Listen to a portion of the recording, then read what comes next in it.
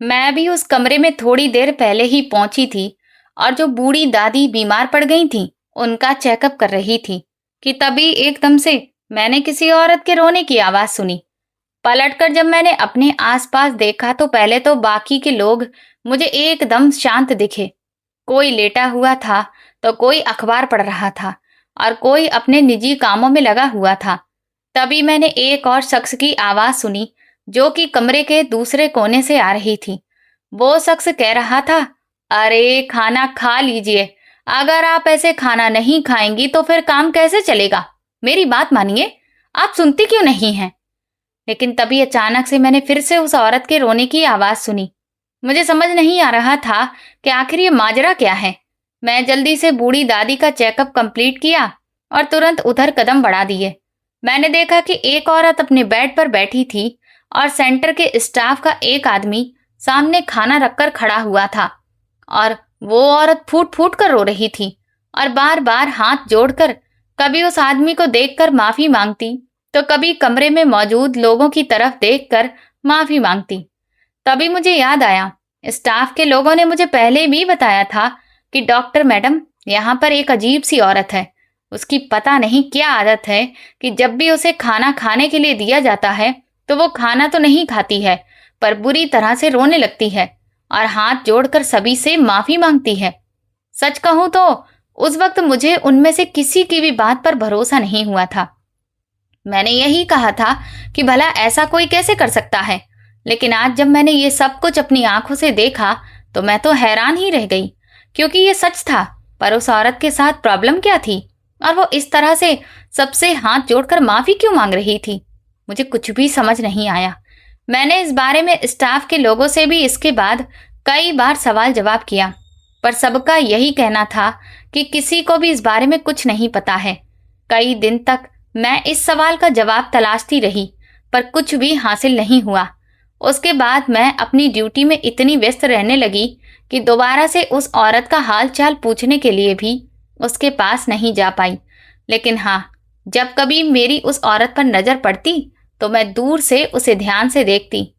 वो औरत सच में मुझे भी कुछ अजीब सी लगती थी। वो दिखने में तो बूढ़ी सी थी, पर पता नहीं क्यों मुझे ऐसा लगता था कि उसकी उम्र इतनी ज्यादा भी नहीं है जितनी ज्यादा वो बूढ़ी नजर आ रही है। ऐसा लग रहा था कि जैसे शायद वो बहुत बुरे हालातों की मारी है और इसी वजह से ऐसी हो गई है। और कौन इसे यहाँ पर ऐसी हालत में छोड़ गया है? ऐसे ही ना जाने कितने सारे सवाल थे जो मेरे मन में बार बार उठते रहते थे, पर मैं उन सवालों के जवाब कभी नहीं ढूंढ पाई। पर आज जब मैंने ये सब एक बार फिर से अपनी आंखों से देखा तो मैं दंग रह गई। मैं उससे पूछना चाहती थी कि वो ऐसा क्यों करती है, पर इतनी हिम्मत जुटा ही नहीं पाई। इसके बाद मैं दूसरे मरीजों के चेकअप के लिए वहां से चली गई। मेरा नाम शिखा है। मैं तकरीबन 2 महीने पहले ही बनारस में शिफ्ट हुई थी, क्योंकि मेरे हस्बैंड का ट्रांसफर यहाँ पर हो गया था। मेरे हस्बैंड संजीव सारा दिन अपनी जॉब पर रहते थे और मैं घर में अकेली रहा करती थी। फिर एक दिन संजीव ने मुझे सलाह दी कि तुमने एमबीबीएस कंप्लीट कर लिया है और मेरी वजह से तुम प्रैक्टिस भी शुरू नहीं कर पाई, लेकिन अब यहाँ पर तुम्हारे पास वक्त ही वक्त है, तो क्यों ना ऐसा करो कि तुम अब प्रैक्टिस शुरू कर दो। उनकी ये बात सुनकर पहले तो मुझे समझ ही नहीं आ रहा था कि मैं क्या फैसला लूं। फिर मैं भी सोचने लगी कि बात सही है। सारा दिन घर में फ्री बैठने से अच्छा है कि मैं अपनी पढ़ाई को बर्बाद ना होने दूं। मुझे प्रैक्टिस शुरू करनी चाहिए। कुछ साल पहले ही मैंने अपना एमबीबीएस कंप्लीट किया था, लेकिन शादी हो जाने की वजह से मैं प्रैक्टिस कर नहीं पाई। इसके बाद मैंने संजीव को हाँ बोल दिया। संजीव ने अपने कुछ पहचान के लोगों से इस बारे में बात की। एक दिन जब संजीव घर लौटे तो उन्होंने कहा कि मेरे पास तुम्हारे लिए 2 ऑफर हैं। तुम अपनी प्रैक्टिस या तो इस शहर के सबसे बड़े अस्पताल में कर सकती हो, या फिर एक हेल्प सेंटर में भी तुम्हें मौका मिलेगा। अब तुम बताओ, तुम कहाँ जाना चाहोगी? उनकी ये बात सुनकर मैं थोड़ा सोच में पड़ गई। दिमाग कह रहा था कि अगर किसी बड़े अस्पताल में प्रैक्टिस करूंगी तो मेरे फ्यूचर को काफी फायदा होगा, लेकिन दिल कह रहा था कि मुझे हेल्प सेंटर में प्रैक्टिस करने के लिए जाना चाहिए, क्योंकि वहां न सिर्फ मैं लोगों का इलाज करूंगी, उनकी सेवा करूंगी, बल्कि मुझे खुद भी कई तरह के अच्छे अनुभव मिलेंगे और इसके साथ ही मैं ऐसे लोगों की मदद भी कर पाऊंगी जिनकी मदद करने के लिए कोई भी तैयार नहीं होता है। इससे पहले कि मैं अपना फैसला संजीव को सुनाती, संजीव ने भी मुझे यही राय दी कि मुझे हेल्प सेंटर में ही जाना चाहिए। उनकी बात सुनकर मैं खुश हो गई और मैंने कहा कि आपकी और मेरी सोच कितनी मिलती है। इसके बाद मैं शहर के उस हेल्प सेंटर में जाने लगी। अब मैं खुद भी व्यस्त रहने लगी। मैं पूरा दिन वहीं पर रहती और शाम को घर वापस आती। पर सच कहूं तो उस हेल्प सेंटर के अलग अलग लोगों को देखकर मेरा दिल दहल जाता था। वहां पर हर एक इंसान की अपनी एक अलग ही कहानी थी। किसी को उसका बेटा रखने को तैयार नहीं था, तो कोई औरत ऐसी थी जिसके पति ने उसे तलाक दे दिया था और जिस वजह से वो डिप्रेशन में चली गई, तो उसके परिवार वालों ने भी उसे छोड़ दिया। कोई ऐसी विधवा औरत थी जिसके भाई भाभी ने उसे घर से निकाल दिया था। ये सब देखकर मेरा दिल बहुत दुखी हो जाता था। मैं सोचती थी कि आखिर अपने ही घर वाले भला ऐसा कैसे कर सकते हैं। फिर भी भाई भाभी और बाकी के रिश्ते तो अगर मुंह मोड़ लें तो एक बार को समझ में आता है, लेकिन वो माँ बाप जो सारी जिंदगी अपने बच्चों पर कुर्बान कर देते हैं, उन्हें इतनी मेहनत से पालते हैं, उन पर अपनी पूरी जवानी खर्च कर देते हैं, उनके बच्चे बुढ़ापे में आकर उन्हें इस तरह से बेसहारा कैसे छोड़ सकते हैं? क्या उन बच्चों को जरा भी ये ख्याल नहीं आता कि उनके माँ बाप ने उन्हें कितनी मुसीबत से पाला है? अगर वो ना होते तो वो कभी चलना भी नहीं सीख पाते। उन्होंने उनके खाने पीने, उनकी हर सुख सुविधा का ख्याल रखा होता है। यहाँ तक कि वो अपने माँ बाप की हर एक कुर्बानी को बिल्कुल भुला देते हैं। मैं ये सब सोचकर मन ही मन महसूस करती रह जाती थी, पर आखिर भला मैं कर ही क्या सकती थी। वक्त धीरे धीरे ऐसे ही गुजरता गया। अब वो सेंटर मेरे लिए किसी घर जैसा ही हो गया। सच कहूं तो मेरा दिल चाहता था कि मैं वहां के लोगों से बात करूं, उनकी मुश्किलों को सुनूं और उनका कोई ना कोई सॉल्यूशन निकालूं, क्योंकि मेरे माँ बाप बचपन में ही मुझे इस जालिम दुनिया में अकेला छोड़कर हमेशा हमेशा के लिए चले गए थे। मैं इन सब बड़े बूढ़े लोगों में अपने उन्हीं माँ बाप के चेहरे को ढूंढती रहती थी। वो मुझे बिल्कुल उनके जैसे ही लगते थे, इसीलिए मुझे यहाँ बहुत खुशी मिलती थी। धीरे धीरे 1 साल बीत गया। मेरा दिन का ज्यादातर हिस्सा यहीं पर गुजरता था। एक दिन जब मैं सारे मरीजों का चेकअप कर रही थी कि तभी एक बूढ़ी औरत, जिनसे मुझे एक अलग ही लगाव महसूस होता था, उनकी तबीयत बहुत खराब हो गई क्योंकि उन्हें कैंसर था। उनकी ऐसी बिगड़ी हालत देखकर मैं बहुत घबरा गई। मेरे हाथ पैर फूलने लगे। मुझे ऐसा लगा कि एक बार फिर से मेरी माँ मुझे छोड़कर जा रही है। मुझे डर सताने लगा। हमने कैंसर के स्पेशलिस्ट को भी बुलवाया। उन लोगों ने उन्हें बचाने की बहुत कोशिश की, पर वो उन्हें बचा नहीं पाए, क्योंकि शायद हर किसी के जाने का वक्त पहले से लिखा गया है और हमारे पास ये अधिकार नहीं है, बल्कि ये सब कुछ तो बस भगवान के हाथ में है। भगवान की मर्जी के बिना तो एक पत्ता भी नहीं हिलता। लेकिन फिर भी कुछ इंसानों को अपने आप पर बहुत घमंड होता है। उन्हें लगता है कि वो जो चाहें, जिसके साथ चाहें, वो कर सकते हैं, और इसी वजह से लोगों को अपने बुरे कर्मों से भी डर नहीं लगता। आज लोगों के अंदर न जाने कितना स्वार्थ भर चुका है। मेरी माँ अक्सर मुझसे कहती थी, शिखा, जिंदगी में कभी भी खुद को घमंड का शिकार मत होने देना। अगर तुम्हें कामयाबी मिले तो ये मत समझना कि तुम अब उसका एहसान दूसरों को दिखाओ, बल्कि तुम्हें अपनी उस कामयाबी को खुशी खुशी दूसरों के साथ बांटना चाहिए। और अगर कभी तुम्हारी जिंदगी में मुश्किल आए तो समझ लेना कि भगवान तुम्हारी परीक्षा ले रहा है। अगर ऊपर वाला तुम्हें मुश्किलें देगा तो उन मुश्किलों से बाहर निकलने का रास्ता भी वही दिखाएगा। उस वक्त मैं छोटी थी और उनकी सारी बातें मेरे सिर के ऊपर से निकल जाती थीं। लेकिन जैसे जैसे मैं बड़ी होने लगी, जिंदगी आगे बढ़ी, तो मुझे अपनी माँ की बातें समझ आने लगी कि वो सच कहती थी। उस दिन जब उस बूढ़ी औरत की मौत हुई तो मैं बहुत रोई। मुझे ऐसा लगा कि एक बार फिर से मेरी माँ मुझसे अलग हो गई। मैं जब भी सेंटर जाती थी तो उनसे ज़रूर मिलती थी और उनका खास तौर पर ख्याल रखती थी। वो भी बिल्कुल मुझे अपनी बेटी जैसा ही समझती थी और हमेशा शिखा बेटी कहकर बुलाती थी। जब मैं घर वापस आई तो उस दिन मेरी तबीयत काफ़ी खराब हो गई। संजीव ने यह देखा तो वो बहुत परेशान हो गए, क्योंकि मैं सुबह तो बिल्कुल ठीक ठाक गई थी। जब उन्होंने पूछा कि मेरी हालत इतनी बिगड़ी हुई क्यों है, तो मैंने उन्हें सारी बात बताई। वो कहने लगे, शिखा, देखो, जिंदगी और मौत पर किसी का जोर नहीं चलता, ये तो भगवान की मर्जी है। इसीलिए तुम मत रो, तुम बस उनकी आत्मा की शांति के लिए भगवान से प्रार्थना करो। पर सच कहूं तो संजीव की बातें मुझे बिल्कुल भी तसल्ली नहीं दे रही थी। मैं अंदर से बहुत दुखी थी। उस दिन मुझे मेरी माँ बार बार याद आ रही थी और मेरे आंसू रुकने का नाम नहीं ले रहे थे।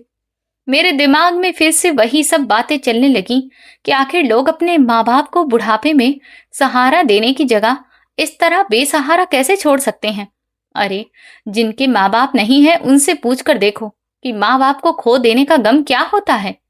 लेकिन शायद कुछ लोग पत्थर दिल होते हैं जो कभी नहीं पिघलते। मुझे खुद को संभालने में कुछ दिन लगे और धीरे धीरे मैं इस दुख को भूलने लगी। उस दिन मैं सेंटर में ही थी जब उस औरत को खाना दिया जा रहा था, पर वो खाना खाने से लगातार मना कर रही थी और रोए जा रही थी।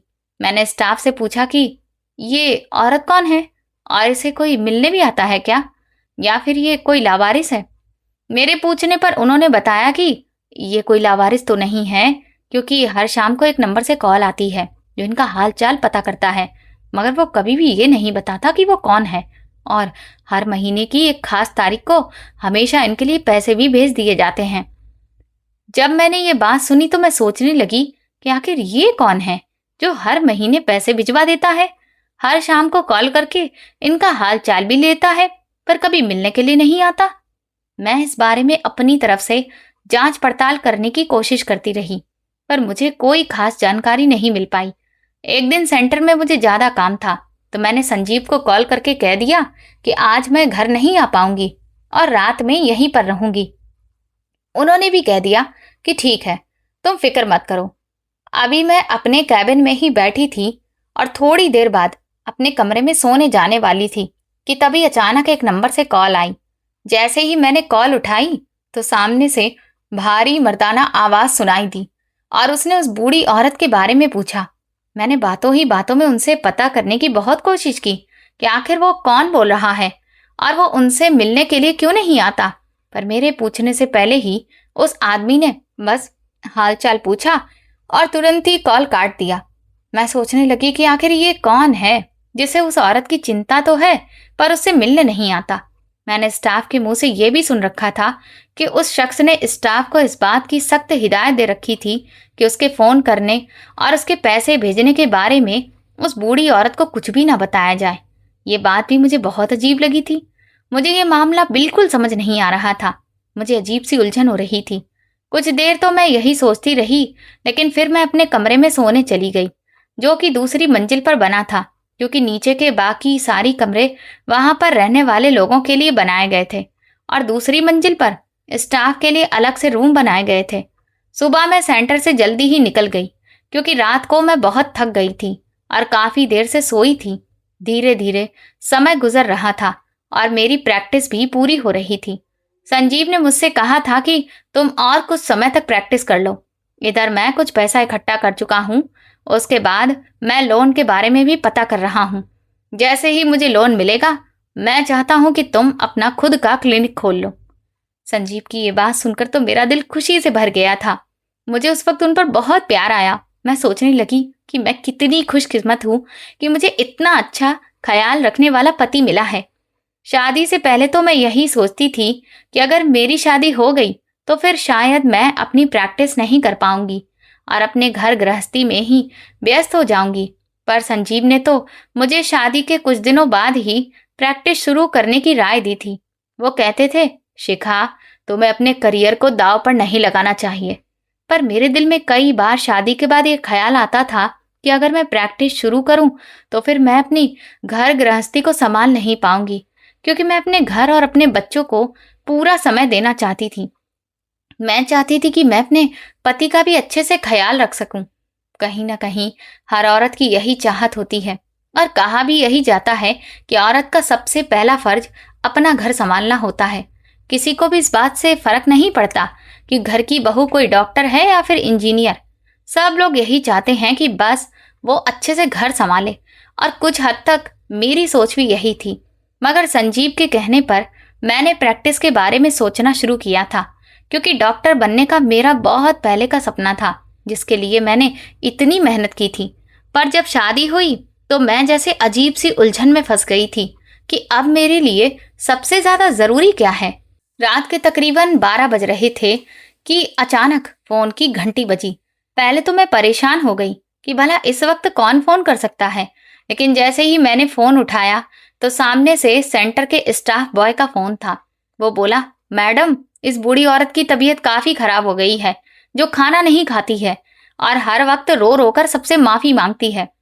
पहले तो मुझे समझ ही नहीं आया, पर फिर थोड़ी देर बाद जब मेरी नींद थोड़ी सी खुली तब सारी बात समझ में आई। मैं जल्दी से गाड़ी निकाली और सेंटर की तरफ निकल गई। जैसे ही मैं वहां पहुंची तो उस बूढ़ी औरत के कमरे में पहुंची। मैं ये देखकर हैरान रह गई कि वहां पर शहर का एक बहुत फेमस बिजनेसमैन खड़ा था। मैंने उनकी तस्वीर कई बार अखबारों में भी देखी थी और सोशल मीडिया पर भी मैंने उन्हें देख रखा था। उन्हें शहर के बड़े बिजनेसमैनों में गिना जाता था और कई बड़ी बड़ी जगह पर इनॉग्रेशन और अवार्ड्स में भी बुलाया जाता था। उन्हें वहां देखकर मुझे भयंकर झटका लगा कि भला ये औरत इनकी क्या लगती है। फिर स्टाफ ने मुझे बताया कि जब बूढ़ी औरत की तबीयत काफी ज्यादा खराब हो गई तो उन लोगों को कुछ भी समझ में नहीं आ रहा था कि वो किसको बुलाएं, क्योंकि मिलने तो कोई उनसे आता नहीं था। पर फिर उन्हें ख्याल आया कि जिस नंबर से हर शाम को फोन आता है, क्यों ना इस नंबर पर कांटेक्ट किया जाए। और जब इस नंबर पर फोन मिलाया गया तो ये साहब यहाँ आए हैं जो इन्हें अपनी पत्नी बता रहे हैं। ये सुनकर तो मुझे एक और झटका लगा। मैंने उनकी तरफ ध्यान से देखा। सच कहूं तो उन्हें देखकर ऐसा लगता था कि वो अपनी पत्नी से उम्र में छोटे हैं, या फिर ऐसा था कि उनकी पत्नी ही उम्र में उनसे बड़ी लगती थी। मैंने उनका इलाज तुरंत ही शुरू किया तो कुछ ही देर में उस औरत की तबीयत कुछ ठीक हुई। जब वो थोड़ा शांत हुई तो वो बिजनेसमैन वहां से चले गए। हम लोगों ने उन्हें रोकने की बहुत कोशिश की, पर वो नहीं रुके और बोले, मेरे आने के बारे में इस औरत को कुछ भी मत बताना। ऐसा वो इसलिए कह रहे थे क्योंकि जब वो आए थे तो वो औरत बेहोशी की हालत में थी, जिसकी वजह से वो उन्हें देख नहीं पाई थी। उस रात जब मैं घर वापस लौट कर आई तो मैंने ठान लिया था कि जब मैं सुबह सेंटर जाऊंगी तो बूढ़ी औरत से इस बारे में जरूर बात करूंगी और उस बिजनेसमैन के बारे में जानने की कोशिश करूंगी। अगली सुबह जब मैं सेंटर पहुंची तो वो औरत अपने बिस्तर पर बैठकर रो रही थी और अभी भी बिल्कुल वही नजारा था। उसके सामने खाना रखा हुआ था जिसे उसने हाथ तक नहीं लगाया था। मैं तुरंत उनके पास पहुंची और उनसे कहा, प्लीज आप ये खाना खा लीजिए। देखिए, अगर आप खाना नहीं खाएंगी तो फिर आप बहुत कमजोर हो जाएंगी। उस औरत ने मुझे खाली नजरों से देखा और फिर जैसे कि उसने अपनी नजरें मेरे ऊपर ही टिका दी। उसने मेरी किसी भी बात का कोई जवाब नहीं दिया। मैं बार बार उनसे पूछ रही थी कि आखिर आप कौन हैं और आपको यहाँ कौन छोड़ गया है, और आपके बच्चे हैं भी या नहीं हैं, क्या आपका कोई पति भी है। पर वो औरत एकदम खामोशी ओढ़कर बैठी रही और लगातार मुझे देख रही थी और रो भी रही थी। और फिर से उसने वही किया, वह हाथ जोड़कर माफी मांगने लगी और बोली कि मुझे माफ कर दो, मुझे माफ कर दो, मुझसे बहुत बड़ी गलती हो गई है। उनके ऐसे करने पर मैंने उनसे पूछा कि आप ये बताइए कि आप माफी क्यों मांग रही हैं और क्या आपके साथ कोई नहीं है। आपसे ऐसी कौन सी गलती हुई है जिसकी आपको सजा दी जा रही है और आप सबसे माफी मांग रही हैं। मेरे लाख बार पूछने पर भी उस औरत ने मेरी किसी भी बात का जवाब नहीं दिया। वो बस रो रही थी और माफी मांग रही थी। मेरी इतनी कोशिशों के बाद भी जब मुझे कोई जवाब नहीं मिला तो मैं थक गई। मुझे देर हो रही थी, इसलिए मैं वहां से निकली और घर आ गई। घर पहुंचकर मैंने संजीव को उस औरत के बारे में बताया तो वो मुझसे कहने लगा कि तुम मुझसे और सवाल जवाब मत करो, पता नहीं वो औरत बेचारी किस दुख की मारी हुई है।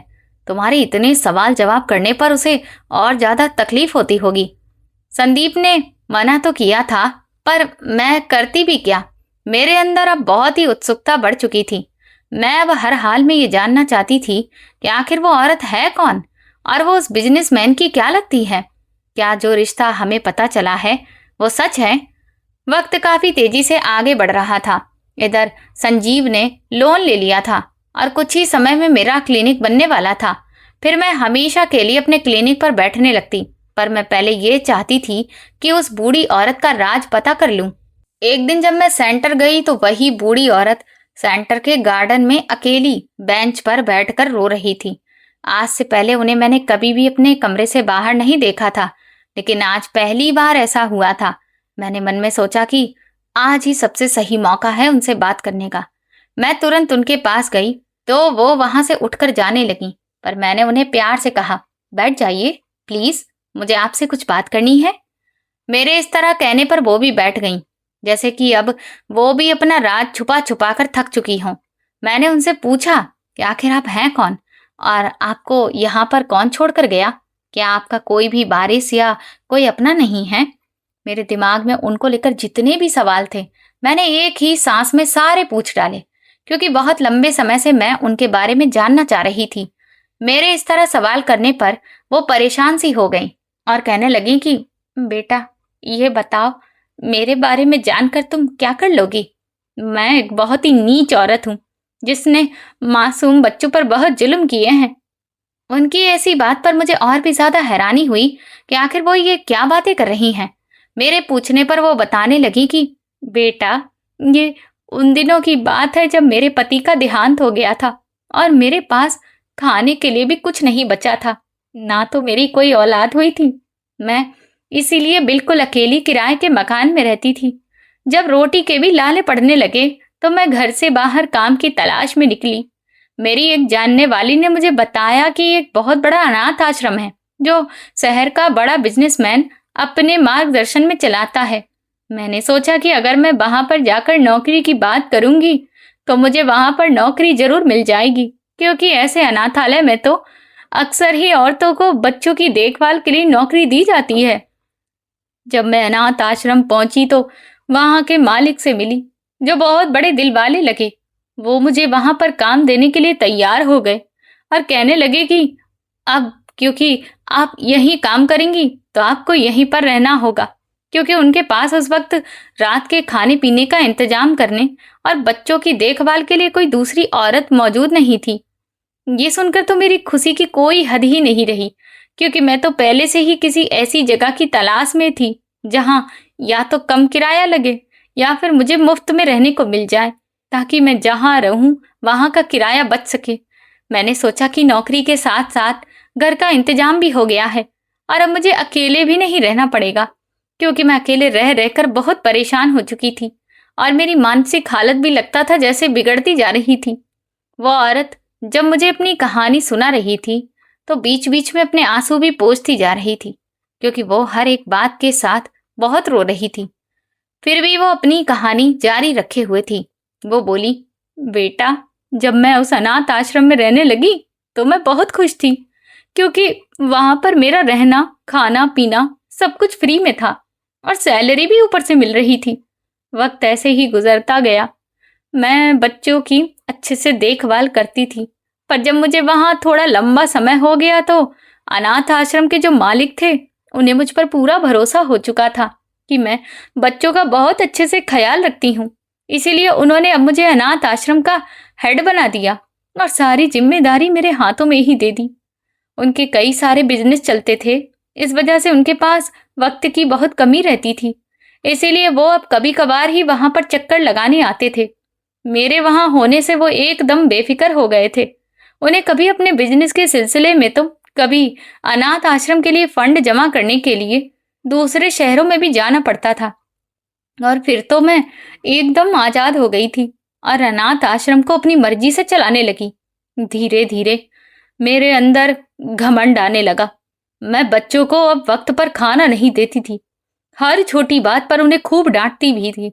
मेरी लापरवाही बढ़ती ही जा रही थी। स्टाफ के लोग भी मुझसे ज्यादा कुछ नहीं कहते थे। दूसरा, मैं कोशिश करती थी कि स्टाफ के लोगों के सामने मेरी ऐसी हरकतें ना आए। बच्चे मुझसे बहुत डरते थे और इसीलिए वो भी किसी से कुछ नहीं कहते थे, बल्कि मुझसे दूर रहने की कोशिश करते थे।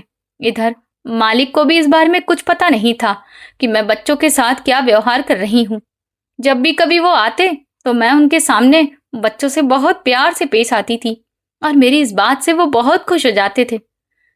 एक दिन जब वो अनाथ आश्रम में आए तो उन्होंने मुझे अपने ऑफिस में बुलाया और कहने लगे कि मुझे तुमसे कुछ जरूरी बात करनी है। मैं हैरान रह गई कि आखिर उन्हें मुझसे क्या बात करनी है। एक तरफ मुझे डर भी लगने लगा कि कहीं उन्हें मेरी हरकतों के बारे में पता तो नहीं चल गया। फिर जब मैं उनके कैबिन में गई तो वो कहने लगे, कल्याणी, मेरी पत्नी कुछ साल पहले ही मुझे छोड़कर इस दुनिया से हमेशा के लिए चली गई। मेरी कोई अपनी औलाद भी नहीं है। मेरे पास रुपए पैसे की कोई कमी नहीं है। ढेर सारी प्रॉपर्टी है, पर सच कहूं तो उसका कोई वारिस नहीं है, और इसीलिए मैंने ये अनाथालय बनाया। ऊपर वाले ने तो मुझे अपनी कोई संतान नहीं दी, पर मैंने सोच लिया था कि मैं अनाथ बच्चों का सहारा बनूंगा और अपनी प्रॉपर्टी और बाकी सारा पैसा इन बच्चों पर ही खर्च करूंगा। मैंने कुछ समय पहले ही इस अनाथ आश्रम को बनवाकर तैयार करवाया था। सच कहूं तो तब मेरे दिल को बहुत सुकून मिला। मुझे ऐसा लगने लगा कि ये मेरे अपने बच्चे हैं, और मुझे इस बात की भी खुशी थी कि मैं जो भी पैसा कमा रहा हूं वो अच्छे काम में लगा रहा हूं। मेरी जिंदगी का एकमात्र मकसद सिर्फ और सिर्फ यही है कि इस अनाथालय और यहाँ के बच्चों का अच्छे से ख्याल रखना। पर जैसे जैसे उम्र बढ़ रही है, मुझे अब एक साथी की जरूरत भी महसूस होने लगी है। मैं भी जिंदगी अकेले काट कर थक चुका हूँ। दिन रात वही एक ही रूटीन, सिर्फ बिजनेस, मीटिंग्स, पैसा कमाना और सोशल वर्क। मैं भी चाहता हूँ कि मेरा अपना परिवार हो। जब मैं घर लौटूं तो कोई ऐसा हो जो मेरा इंतजार कर रहा हो और मेरी भी फिक्र करे। तुम जिस तरह से यहाँ का ख्याल रखती हो, मुझे वो बहुत पसंद आया। बच्चे भी तुमसे बहुत घुल मिल गए हैं, और इसीलिए मेरी इच्छा है कि तुम मुझसे शादी कर लो। उनके मुंह से जैसे ही मैंने ये बात सुनी, मुझे भयंकर झटका लगा। मैंने उस वक्त तो उनसे सोचने के लिए थोड़ा समय मांगा, पर हकीकत ये थी कि भला इसमें भी क्या वक्त मांगना। मेरे लिए तो ये किसी सुनहरे मौके से कम नहीं था। एक इंसान, और वो भी इतना ज्यादा पैसे वाला, वो खुद सामने से मुझे शादी की पेशकश कर रहा था। मैंने अपनी सारी जिंदगी गरीबी में गुजारी थी, क्योंकि मेरा पहला पति एक मामूली सा मजदूर था। मैं हमेशा से एक अच्छी जिंदगी जीना चाहती थी। मैं अच्छा खाना खाना चाहती थी, अच्छे से घर में रहना चाहती थी, पर ना तो मेरे माँ बाप के हालात ऐसे थे और ना ही वो मेरी शादी ऐसी किसी जगह पर कर पाए। मालिक की इस पेशकश पर मुझे अंदर ही अंदर बहुत खुशी हो रही थी। मैं सपने देखने लगी कि अब मैं अपने सुनहरे सपनों वाली जिंदगी गुजारूंगी, जिसके बारे में मैं हमेशा सोचती आई थी। कुछ दिन तक मैंने उन्हें कोई जवाब नहीं दिया, क्योंकि मैं ये नहीं चाहती थी कि उन्हें ये लगे कि मैं तो पहले से ही उनसे शादी करने के लिए तड़प रही थी। फिर कुछ दिन और गुजरे तो उन्होंने मुझे अपने ऑफिस में बुलाया और फिर से पूछने लगे कि तुमने इस बारे में क्या सोचा है। उनके सवाल पर मैंने धीरे से हाँ में सिर हिला दिया, जिसे सुनकर वो बहुत खुश हो गए। फिर बहुत ही साधारण तरीके से हमारी शादी हो गई। अब तो मैं उनकी पत्नी होने के साथ साथ अनाथालय की मालकिन भी बन गई थी। इसीलिए मुझे और खुली छूट मिल गई, और वो तो वैसे भी बिजनेस के सिलसिले में बिजी रहते थे। इसलिए मैं अक्सर उन बच्चों पर जुल्म करती।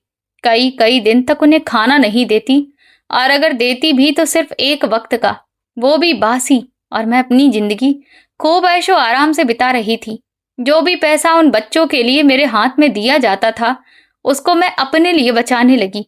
मेरी जिंदगी अब बहुत ऐशो आराम से बीत रही थी, और मैं अपनी उस गरीबी भरी जिंदगी को बिल्कुल भूल चुकी थी, और ना ही मैं कभी अपने अतीत को याद करना चाहती थी। मुझे तो शुरू से ही अमीर बनना था। फिर वो दिन आया जिसने मेरी पूरी जिंदगी बदल कर रख दी। उस दिन बच्चे भूख से बिलख रहे थे, पर मैंने सख्ती से मना कर दिया था कि उन्हें खाना नहीं दिया जाएगा। थोड़ी देर बाद जब मैं अपने कैबिन में बैठी थी, तभी वहां एक बच्चा मेरे पास आया और बोला, मैडम, मुझे बहुत भूख लगी है, मुझे खाने के लिए कुछ दे दीजिए।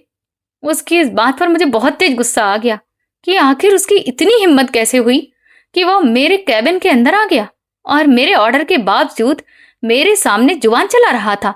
मैंने उसे खूब थप्पड़ मारी और जोरदार धक्का दे दिया, जिस वजह से वो कैबिन के बाहर जाकर जमीन पर गिर गया।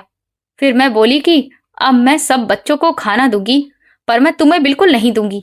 तुम्हारी हिम्मत कैसे हुई मुझसे जुबान लड़ाने की? पर मेरी इस बात पर उस बच्चे ने मुझे कुछ भी नहीं कहा। वो ऐसे ही जमीन पर पड़ा रोता रहा। मैं फिर सब बच्चों को खाना दे दिया, पर उसे नहीं दिया।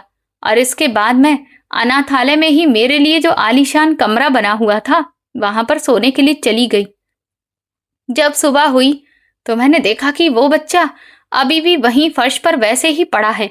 ये देखकर मेरा गुस्सा और बढ़ गया, क्योंकि मैं जाने से पहले उसे अंदर जाने को बोल चुकी थी, पर वो अभी भी वहीं था। ये देखकर मैं दौड़ती हुई उसके पास आई और उसे लात मारकर मैं चिल्लाने लगी, तेरी हिम्मत कैसे हुई मेरे ऑर्डर को ना मानने की? जब मैंने तुमसे कहा था कि अपने कमरे में चले जाना, तो फिर तुम क्यों नहीं गए? आज तो तुम्हारी खैर नहीं है। मेरे इतना सब कुछ कहने और करने के बावजूद भी उसकी तरफ से मुझे कोई जवाब नहीं मिला। थोड़ी देर तक मुझे कुछ भी समझ में नहीं आया, पर जब मैं 2-3 बार और उस पर चिल्लाई और मैंने देखा कि वो बच्चा तो कुछ बोल ही नहीं रहा है, तो मुझे घबराहट होने लगी। मैं तुरंत जमीन पर बैठ गई और मैंने उसे सीधा किया, और तभी मेरे पैरों तले से जमीन निकल गई, क्योंकि वो बच्चा तो मर चुका था। उसे इस तरह बेसुध पड़ा हुआ देखकर मैं घबराकर पीछे हटी और मेरे हाथ पैर फूलने लगे। मुझे कुछ समझ नहीं आ रहा था कि अब मैं क्या करूं। मैंने अपने आसपास देखा तो वहां अभी कोई भी नहीं था। मैं सोचने लगी कि आखिर मैं इस बच्चे को कहाँ छुपाऊं। अभी मैं इसी सोच में डूबी थी कि तभी अचानक अनाथ आश्रम का ही एक बड़ा बच्चा वहां पर आ गया और उसने वो सब कुछ देख लिया। वो तुरंत बड़े ऑफिस में भागा और उसने अंदर से कुंडी लगा दी। मैं भी उसके पीछे ही दौड़ी कि आखिर वो भागकर बड़े ऑफिस में क्यों गया है। जब मैंने खिड़की से देखा तो मेरा दिमाग चकराने लगा। मुझे अंदर से आवाज सुनाई दे रही थी। वो फोन पर किसी से बात कर रहा था। मैंने उसे चिल्लाकर रोकने की बहुत कोशिश की, पर वो नहीं रुका। फोन करने के बाद वो वहीं ऑफिस के अंदर ही बैठा रहा और उसने दरवाजा नहीं खोला। मैं बाहर से चिल्लाती रही कि तुमने किसे फोन लगाया है, बताओ मुझे, वरना मैं तुम्हें भी मार डालूंगी। मेरी इस बात का उस पर कोई असर नहीं हुआ, क्योंकि वो जानता था कि वो अंदर सुरक्षित है। इधर मेरी समझ में कुछ नहीं आ रहा था। फिर मैंने सोचा कि यहाँ से भाग जाने में ही मेरी भलाई है। मैं तुरंत अपने कमरे में गई और अब तक मैंने जितना भी पैसा और जो ज्वेलरी वहां पर इकट्ठा की थी, वो सब एक बैग में भरने लगी, क्योंकि सच्चाई यही थी कि मुझे सिर्फ दौलत से प्यार था और वो सब मैं वहां पर छोड़कर नहीं जा सकती थी। मैं जैसे ही अपना सारा माल वाला बैग उठाकर अनाथ आश्रम से बाहर निकलने वाली थी, तभी मेरे पति यानी कि मालिक अंदर आते हुए दिखाई दिए। उनका चेहरा गुस्से से लाल था। उन्होंने आते ही मुझ पर थप्पड़ों की बारिश कर दी। मैंने उनसे पूछने की बहुत कोशिश की कि आखिर मैंने किया क्या है, पर सच्चाई तो ये थी कि वो लड़का उन्हें फोन पर सब कुछ बता चुका था। मेरे पति ने मेरा बैग छीना और फिर मुझे अंदर ले जाने लगे। मैं चिल्लाती रही, उनसे कहती रही कि मेरी बात पर विश्वास करिए, मैंने कुछ भी नहीं किया है, मगर वो मेरी एक भी बात सुन ही नहीं रहे थे। जब वो मुझे कमरे में लेकर गए तो उन्होंने उस लड़के को भी बुलाया और कहा कि अब तुम इस औरत के सामने सारी सच्चाई बताओ। वो बच्चा मुझसे डरता था, क्योंकि मैं उन लोगों पर जुल्म करती थी, मगर मेरे पति की मौजूदगी में उसे कुछ तसल्ली थी। और फिर उसने पूरी कहानी उनके सामने बता दी। उस लड़के ने बताया कि कैसे मैं उन लोगों पर बहुत जुल्म करती थी और कई कई दिनों तक उन्हें खाना भी नहीं देती थी। वो बोला, कल रात भी मैडम ने हम लोगों को खाना देने से मना कर दिया था, और जब छोटू ने उनसे खाने के लिए कहा तो उन्होंने उसे ये कहकर इतना पीटा कि तेरी हिम्मत कैसे हुई मुझसे खाना मांगने की। मैं तो ये सुनकर हैरान थी कि मैं तो ये सब कुछ अपने ऑफिस में उस बच्चे से कहती थी, तो भला ये सब इसे कैसे पता है? फिर उस लड़के ने बताया कि जब छोटू को मैडम मार रही थी तो मैं उस वक्त खिड़की से सब कुछ देख रहा था। उस लड़के की पूरी बात सुनकर मालिक का गुस्सा और भी बढ़ गया और वो मेरा हाथ पकड़कर उस जगह पर छोड़ गए। आज मुझे यहाँ पर रहते हुए कई साल गुजर गए हैं, पर आज तक उन्होंने मेरी कोई खबर नहीं ली और ना ही वो मुझसे मिलने के लिए आते हैं। अपनी पूरी कहानी सुनाकर वो औरत खूब रोने लगी और बोली कि सच कहती हूँ, आज भी मुझे उस बच्चे का वो मासूम चेहरा बहुत याद आता है, जब वो मुझसे खाना मांगने के लिए आया था, और इसी वजह से अब मेरा खाना खाने का दिल नहीं करता। उस औरत की बातें सुनकर मुझे बड़ा अजीब सा लगने लगा था। मैं सोचने लगी कि भला कोई औरत कैसे किसी बच्चे के साथ ऐसा कर सकती है, मगर मैंने फिर उससे कुछ भी नहीं कहा, क्योंकि वो तो पहले से ही बहुत रो रही थी और आज से पहले भी मैं उसे कई बार रोते हुए और सबसे माफी मांगते हुए ही देखा करती थी। मैंने फिर उसे बताया कि उसका पति उससे इतना भी नाराज नहीं है, बल्कि वो हर शाम उसका हालचाल पूछने के लिए यहाँ पर रोज फोन करता है। और अभी जिस दिन तुम्हारी तबीयत ज्यादा बिगड़ गई थी, उस रात भी वो तुम्हें देखने के लिए यहाँ पर आया था। मेरी ये बात सुनकर तो जैसे उसकी आंखों में एक चमक सी पैदा हो गई, लेकिन फिर बहुत जल्दी वो चमक धीमी भी पड़ गई। वो मुझसे कहने लगी कि अगर वो मुझसे मिलने आए थे तो फिर मैंने उन्हें क्यों नहीं देखा, और फिर मुझे कभी क्यों नहीं बताया गया कि वो हर शाम मेरा हालचाल पूछने के लिए फोन करते हैं। उसका ये सवाल अपनी जगह ठीक था। मैंने उससे कहा कि तुम्हारे पति ने यहाँ के स्टाफ को मना किया हुआ है कि हम तुम्हें कुछ भी ना बताएं। ये सुनकर उसकी आंखों से आंसू बहने लगे। फिर उसने अपने आंसू पोंछे और बोली कि डॉक्टर मैडम, आपका एक बहुत बड़ा एहसान होगा अगर आप मेरी बात मेरे पति से करवा दें। मैं उनसे दिल से माफी मांगना चाहती हूँ। उसके आंसू और उसके पछतावे को देखकर मैंने उससे वादा किया कि ठीक है, मैं तुम्हारी मुलाकात तुम्हारे पति से जरूर करवाऊंगी। अगले ही दिन मैंने उस नंबर पर कॉल किया जहां से हर शाम फोन आता था। आगे से उस आदमी की भारी आवाज मुझे सुनाई दी। मैंने उन्हें पूरी बात बताई कि मुझे सब कुछ पता चल गया है, और ये भी बताया कि आपकी पत्नी हर वक्त रोती रहती हैं और माफी मांगती रहती हैं। उसे अपने किए पर बहुत पछतावा है। मेरी आपसे गुजारिश है कि आप आकर उसे एक बार मिल लीजिए। पहले तो वो मेरी कोई भी बात सुनने को तैयार ही नहीं थे। वो कहने लगे कि उस जालिम औरत ने एक छोटे से बच्चे पर इतना जुल्म किया। उसने उसने मेरी सारी भलाई और मेरे विश्वास को बर्बाद करके रख दिया। मैं उसे कभी माफ नहीं करूंगा। मैं बस इतना ही कर सकता हूं कि उसका हाल चाल लेता रहूं। इससे ज्यादा और मुझसे कुछ भी नहीं होगा। पर मैंने उनसे बार बार रिक्वेस्ट की तो वो मान गए और कहने लगे कि अभी तो मैं शहर से बाहर हूँ, 2-3 दिन के बाद जब मैं लौटूंगा तब आऊंगा। मैंने उन्हें थैंक यू कहकर फोन बंद कर दिया। जब मैंने उस औरत को ये खबर दी तो उसकी आंखों में आंसू आ गए, जो सुकून और खुशी के थे। फिर 2 दिन कब गुजर गए कुछ पता ही नहीं चला, और शाम को मालिक केंद्र में ही आ गए। मैंने उन्हें अपने ऑफिस में बिठाया और स्टाफ बॉय से कहा कि जाओ, जाकर उनकी पत्नी को बुलाओ। थोड़ी ही देर में कल्याणी भी वहां पर पहुंच गई। वो अपनी आंखों के सामने अपने पति को इतने समय बाद देखकर शर्म से नजर झुकाए चुपचाप दरवाजे के पास ही खड़ी हो गई। कुछ देर के बाद वो एकदम से उनके पैरों में जाकर गिर गई और कहने लगी, मालिक मुझे माफ कर दीजिए, मुझसे बहुत बड़ी गलती हो गई। मैं लालच में अंधी हो चुकी थी। पहले तो उस औरत का पति मुंह फेर कर बैठा रहा, पर जब उसने कल्याणी को बहुत ज्यादा रोते देखा और माफी मांगते देखा तो उसने पकड़कर उसे कुर्सी पर बिठाया। वो सिसक रही थी, पर उसने अपने हाथ अभी भी जोड़े हुए थे। अगले ही पल उसके पति ने जो बात कही उसे सुनकर हम सब हैरान रह गए। वो कहने लगे, कल्याणी, मैं तुम्हें सजा देना चाहता था। मैं चाहता था कि तुम अपने पापों का प्रायश्चित करो, अपनी गलती से कुछ सीखो। अब जब तुम्हें अपनी गलती का एहसास हो गया है तो मैं तुम्हें माफ करता हूँ। ये सुनकर तो जैसे कल्याणी दोबारा से जिंदा हो गई। वो और जोर जोर से रोने लगी, लेकिन अब उसके चेहरे पर एक गहरी खुशी और सुकून दिखाई दे रहा था, जैसे उसके दिल से एक बहुत बड़ा पत्थर हट गया हो। उसके पति ने कहा कि तुम मेरे साथ मेरे घर चलो। ये सुनकर तो कल्याणी की जैसे जान में जान आ गई। उसके बाद उसका पति उसे लेकर अपने घर चला गया। कल्याणी जाते जाते मेरा नंबर भी ले गई। उसने मुझसे कहा कि वो बाद में मुझसे बात करेगी। वो कहती थी कि मैं उसकी शुभचिंतक हूँ। वक्त कब गुजर गया कुछ पता नहीं चला। मेरा क्लिनिक बनकर तैयार हो चुका था और उसका उद्घाटन भी हो गया था। मैं अब हर रोज अपने क्लिनिक पर जाने लगी और बहुत ज्यादा व्यस्त रहने लगी।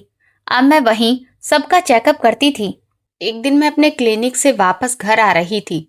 घर पहुंचने में अभी थोड़ी दूरी थी कि तभी मेरे फोन पर एक अननोन नंबर से कॉल आया।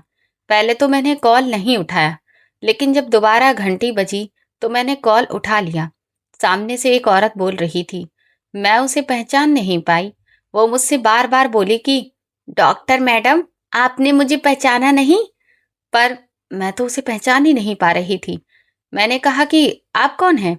मेरी इस बात पर वो धीरे से हंसी और बोली, अरे डॉक्टर, मैं कल्याणी हूँ, जिसकी जिंदगी सिर्फ आपकी वजह से बदल गई। ये सुनकर मैं मुस्कुरा दी। वो मुझसे बोली कि आप किसी दिन हमारे अनाथालय आइए, मैं आपसे मिलना चाहती हूँ। मैंने उससे कहा, कल्याणी, अभी तो मैं थोड़ा व्यस्त हूँ, क्योंकि मैंने कुछ दिन पहले ही अपना क्लिनिक स्टार्ट किया है। जैसे ही मुझे समय मिलेगा मैं तुम्हारे पास जरूर आऊंगी। मेरी बात सुनकर वो निश्चिंत हो गई और बोली कि आप जब भी फ्री हो तो जरूर आइएगा। लेकिन मैं अपने काम में इतनी व्यस्त थी कि इस बारे में बिल्कुल भूल गई कि मुझे कल्याणी से मिलने भी जाना है। वो भले ही मुझसे उम्र में बड़ी थी, लेकिन फिर भी मैं उसे उसके नाम से ही बुलाती थी, क्योंकि मुझे ये लगता था कि उसकी इतनी उम्र नहीं है। वो अपनी परेशानियों की वजह से इतनी बूढ़ी लगने लगी थी। एक दिन जब मैं अपने घर पर थी, तभी कल्याणी का फिर से कॉल आया। मैंने फ़ोन उठाया तो वो मुझसे शिकायत करने लगी कि आप तो मुझे भूल ही गई। मैं आपको रोज़ याद करती हूँ। आखिर आप मुझसे मिलने कब आएंगी? उसकी ये बात सुनकर मैं थोड़ा सा शर्मिंदा हुई। मैंने कहा कि मैं इतनी व्यस्त हो गई थी कि मैं भूल ही गई थी। उसने कहा, ठीक है, तो फिर अब तो याद आ गया है ना। अब कल आकर मिलो। कल चिल्ड्रंस डे है और अनाथालय में हमने एक छोटा सा प्रोग्राम रखा है। कल्याणी की बात सुनकर मैंने तुरंत हाँ बोल दिया और अगले दिन मैं क्लिनिक की जगह उस अनाथालय में चली गई, जो कि शहर के बीचों बीच बना था। मैं जैसे ही वहां पहुंची, मेरी नज़र कल्याणी पर पड़ी। वो बहुत ही प्यार से बच्चों को कुछ समझा रही थी। मैं हैरान रह गई कि ये वही बूढ़ी औरत है जो उस सेंटर में हर वक्त रोती रहती थी। उस वक्त बूढ़ी दिखने वाली कल्याणी इस वक्त काफी जवान नजर आ रही थी। मुझे पूरा भरोसा हो गया कि मेरा सोचना बिल्कुल सही था। शुरू से ही मुझे लगता था कि कल्याणी की इतनी उम्र नहीं है जितनी वो बूढ़ी लगती थी। हालातों ने उसकी ऐसी हालत कर दी थी। सच कहा है किसी ने कि हालात इंसान की उम्र पर बहुत असर डालते हैं। अगर कोई इंसान दिल से खुश रहता है तो वो खुशी उसके चेहरे पर भी नजर आती है और उसके चेहरे से जवानी की चमक भी कभी गायब नहीं होती। लेकिन अगर कोई हर वक्त गम में डूबा रहे और उदास हो तो वो चीज उसके चेहरे पर भी दिखने लगती है। जैसे ही कल्याणी की नज़र मुझ पर पड़ी, वो दौड़कर आई और मेरे गले लग गई। मैंने भी उसे बहुत प्यार से गले लगाया, क्योंकि वो भी मुझे अच्छी लगने लगी थी। हालांकि अपने लालच की वजह से वो रास्ता भटक गई थी, पर अब वो सही रास्ते पर थी। फिर वो मुझे अपने ऑफिस में लेकर गई। वो एक बड़ा सा कमरा था जिसमें सोफा पड़ा था। मैं ठीक टेबल के सामने जाकर बैठ गई। कल्याणी ने मुझे प्यार से बैठाया और फिर खुद बाहर चली गई। थोड़ी देर बाद वो हाथ में नाश्ते की ट्रे लेकर आई। फिर वो मेरे साथ आकर बैठ गई। वो मुझे अपने अनाथालय के बारे में बताने लगी कि कैसे उसने यहाँ के खाने पीने में कुछ बदलाव करके चीज़ों को बेहतर करने की कोशिश की है। उसने बताया कि अब अनाथालय में 3 टाइम के खाने का अरेंजमेंट किया गया है और बच्चों के लिए कपड़ों और खिलौनों की भी अलग से व्यवस्था की गई है, जहाँ जब भी बच्चों को ज़रूरत होती है तो वे अपने मनपसंद कपड़े और खिलौने जाकर ले सकते हैं। उसने मुझे ये भी बताया कि अब उसने यहाँ के बच्चों के सारे बिस्तर बदलवा दिए हैं, क्योंकि पहले वाले बिस्तर काफ़ी खराब हो गए थे। कल्याणी एक एक करके मुझे अपनी सारी बातें बता रही थी और मैं ध्यान से उसका चेहरा और उसके चेहरे की खुशी को देख रही थी। उसकी सारी बातें सुनकर मेरी नज़र में उसकी इज्जत और बढ़ गई। उसके बाद मैं घर लौटी तो मुझे बहुत सुकून महसूस हो रहा था। अनाथालय के बच्चों से मिलकर भी मुझे बहुत खुशी हुई। मुझे बच्चे पहले से ही बहुत पसंद थे, लेकिन भगवान ने न जाने क्यों मुझे औलाद की खुशी अभी तक नहीं दी थी, जिसकी वजह से मेरे दिल का एक कोना हर वक्त उदास रहता था। एक दिन जब मैं संजीव के साथ फ्री टाइम में बैठी थी तो मैंने टीवी चला लिया। उस वक्त बच्चों वाला ही एक प्रोग्राम आ रहा था। इतने सारे क्यूट क्यूट छोटे बच्चों को देखकर मेरी आंखों में आंसू आ गए। हमारी शादी को कितना लंबा समय हो गया था और इसी वजह से मेरी उम्मीदें टूटने लगी थी। मेरी आंखों में आंसू देखकर संजीव परेशान हो गए और बोले, शिखा, क्या हो गया है? जब मैंने उन्हें अपने मन की बात बताई तो बोले कि तुम परेशान क्यों होती हो? अगर भगवान ने हमें हमारी अपनी औलाद की खुशी नहीं दी तो क्या हुआ? हम कोई बच्चा अडॉप्ट कर लेंगे। उनकी बात सुनकर मैं हैरान हो गई। पहले तो मुझे थोड़ा अजीब लगा, लेकिन फिर मुझे उनकी बात ठीक लगने लगी। मैंने अगले ही दिन कल्याणी से इस बारे में बात की और कहा कि मुझे तुम्हारे अनाथालय से एक छोटा बच्चा दे दो। वो ये सुनकर खुश हो गई और बोली, आप कल ही यहाँ आ जाइए। अगले दिन मैं संजीव के साथ अनाथालय गई। वहां पर मुझे 2 साल का एक छोटा सा बच्चा बहुत पसंद आया। वो बहुत मासूम था। मैं जैसे ही उस बच्चे के पास पहुंची, न जाने क्यों मुझे उससे एक अजीब सा कनेक्शन महसूस होने लगा। वो टुकुर टुकुर अपनी छोटी छोटी आंखों से मुझे देख रहा था। उसने एकदम से अपना हाथ मेरी तरफ बढ़ाया और मेरी उंगली पकड़ ली। वो मेरी गोद में ऐसे आ गया जैसे ना जाने कब से मुझे जानता हो। उसे अपनी गोद में लेकर मुझे जो सुकून महसूस हुआ, वो पूरी जिंदगी मुझे अब तक कभी नहीं हुआ था। हमने सारी फॉर्मेलिटीज पूरी की और फिर उस बच्चे को लेकर हम घर आ गए। मैंने उसका नाम आदित्य रखा। मैं बहुत खुश थी क्योंकि मुझे मेरी औलाद मिल गई थी। आज आदित्य 6 साल का हो गया है। मुझे इतने सालों में एक बार भी ये नहीं लगा कि वो हमारा बेटा नहीं है, और वो भी इस बारे में कुछ नहीं जानता। वो हमें बहुत प्यार करता है। अब हमारा परिवार पूरा हो गया है। आज भी जब मैं कभी उस केंद्र में जाती हूँ जहाँ मैंने इतने समय तक प्रैक्टिस की, तो मेरा दिल रो पड़ता है। मैं देखती हूँ कि कैसे लोग इतने निर्दयी हैं कि वो अपने माँ बाप को वहाँ छोड़ जाते हैं। क्या उन्हें अपनी जिंदगी अपने माँ बाप के बिना अधूरी नहीं लगती? अगर कभी मुझे सामने से ऐसा व्यक्ति दिखता है जो अपने माँ बाप की इज्जत नहीं करता या उन्हें खुद से दूर करने की कोशिश करता है, तो मैं आगे बढ़कर उसे समझाती हूँ कि उनके साथ ऐसा कभी मत करो। बुढ़ापे में माँ बाप की सबसे बड़ी उम्मीद उनके बच्चे ही होते हैं, और जो खुशी हमें हमारे माँ बाप से मिलती है वो कहीं और नहीं मिल सकती। दोस्तों, ये कहानी सीख देती है कि इंसान से गलती हो सकती है, लेकिन अपनी गलती का सच्चे दिल से पछतावा और उसे सुधारने की कोशिश इंसान को फिर से सम्मान दिला सकती है। लालच, घमंड और दूसरों पर किए गए अत्याचार का अंजाम हमेशा दुखद होता है, जबकि दया, सेवा, क्षमा और अच्छे कर्म जीवन को नई दिशा देते हैं। माता पिता, बुजुर्गों और बेसहारा लोगों का सम्मान करना हमारा सबसे बड़ा कर्तव्य है, क्योंकि जो दूसरों के दर्द को समझता है वही सच्चे अर्थों में इंसान कहलाने का हकदार होता है। तो दोस्तों, आप किस शहर से हमारी कहानी सुन रहे हैं, और आपको ये कहानी पसंद आई हो तो प्लीज़ कमेंट करके ज़रूर बताएं। इस वीडियो को लाइक करें, ज़्यादा से ज़्यादा शेयर करें और हाइप दें। साथ ही चैनल को सब्सक्राइब करना ना भूलें। और अगर आपको मेरी मेहनत पसंद आई हो तो मुझे सुपर थैंक्स देकर अपना प्यार और सपोर्ट ज़रूर दिखाएं, ताकि मैं आपके लिए ऐसी ही शानदार कहानियाँ लाती रहूं। ये कहानी पूरी तरह से मनोरंजन, शिक्षा और सामाजिक जागरूकता के उद्देश्य से प्रस्तुत की गई है। इसमें दिखाए गए सभी पात्र, घटनाएं, स्थान और संवाद काल्पनिक हैं। इनका किसी भी वास्तविक व्यक्ति, संस्था या घटना से कोई संबंध नहीं है। यदि किसी प्रकार की समानता दिखाई देती है तो उसे मात्र संयोग माना जाए। इस कहानी का उद्देश्य किसी व्यक्ति, समुदाय या संस्था की भावनाओं को ठेस पहुंचाना नहीं, बल्कि अच्छे संस्कार, मानवता और नैतिक मूल्यों का संदेश देना है। धन्यवाद।